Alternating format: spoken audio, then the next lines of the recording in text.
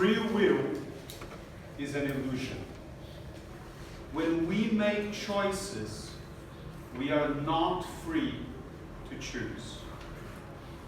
I learned that from Sam Harris, my daughter, and banana pancakes. Have you got a mentor? Have you got anyone who's changed your life for the better? I said better, so many of our parents are probably out. Sam Harris is the closest thing I've got to a mentor. I read his books, I listen to his podcasts, and I meditate with his app every day. Until recently, though, his belief that free will was an illusion didn't make much sense to me. That changed when my daughter Alice decided to help with breakfast. Alice eats banana pancakes every morning. She never helps. But on that fateful day, she wanted to. But she only told me that after the pancakes were ready. Do you know what happens to a 3-year-old when their wishes are denied? Yes, a kicking and screaming meltdown. Stanford University recently studied 80,000 children, and they confirmed no one has tantrums like my daughter. While she was losing her mind, I realized she didn't choose this. There's no conscious part of her brain going, all right, I'm going to roll around some more, scream, and when Daddy comes close, hit him in the balls. She had no choice. When children misbehave, we know that they're often just tired or hungry. But as they grow older, we assign responsibility and blame to their actions until they become vintage people like us, and everything we do is on us. The problem is that science says otherwise. As Sam Harris says, you didn't pick your genes, you didn't pick your parents, and you didn't pick your environment.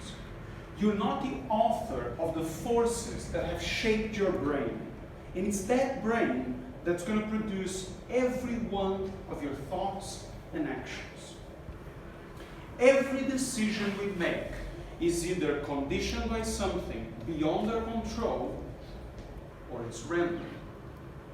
How's that free will? You're probably thinking, that's nonsense. I make my own decisions. But do you? Really? Think of the big choices in life. You don't choose who you fall in love with. Just ask my wife. You also don't choose to fall out of love. Just ask my ex-wife.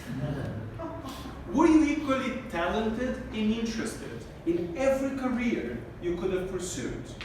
Or did some just call out to you? Is it a choice to care about animals so much that you have to become a vegetarian, like Dima or Steven? Is it a choice if a juicy, dripping steak tastes worse than the moral high ground? How about smaller decisions?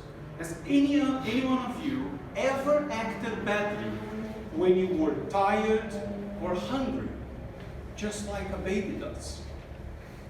I do. Sandra, has anyone used filler words so far? Very. So that's a yes. Very. Did you choose to use them?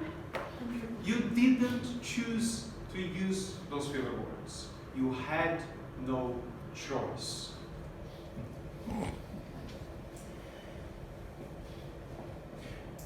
Every decision we make is either conditioned or it's random. If you think we analyze every option and freely choose one, you have not been paying attention to your own mind. Let's see what happens when you do. I would like everyone in here to choose two numbers between 0 and 100. Any two numbers. The first numbers that come into your head. Okay? Now choose one of them. Everyone done? Good. Let me tell you what happened. The numbers popped into your head. Let's say they were 7 and 29. When I asked you to choose, your brain went 7, 29, no 7, maybe, yes, definitely 7. If you had a prior preference for the number 7, let's say it's a birthday or it's your lucky number, then that was a conditioned decision. It wasn't free. If not, you have no idea why you chose that number. It was random. Science supports that. Multiple experiments have found electrical activity in the decision-making areas of your brain before we are conscious of a choice. In other words, we don't know what we're going to choose until it's already chosen. That does not sound like free will to me. But what is the point, you might be wondering? If free will is an illusion, what does that change? It changes everything. When we realize how much our choices are beyond our control, we have to reconsider how we see other people's behavior. How much of their choices and their mistakes is beyond their control? Of course, we cannot excuse anyone hurting others or themselves, but we have to show a lot more compassion than we do. In a world as unequal as ours, that would be a huge change. Loving children means interpreting their worst behaviors with all our generosity. My challenge to you is to start extending a parent's compassion to the difficult people in your life. The next time someone is an asshole to you, imagine they are your young child and try to see what's behind their actions. Don't judge them or blame them, just see what happens. You won't fix the world, but at the very least, you'll spend a lot less time annoyed with other people. For that alone, it's worth a try. My daughter did not choose to have meltdowns, but she does. I did not choose to believe Sam Harris, but I do. Right now, you agree that free will is an illusion, or you don't. Either way, you have no choice.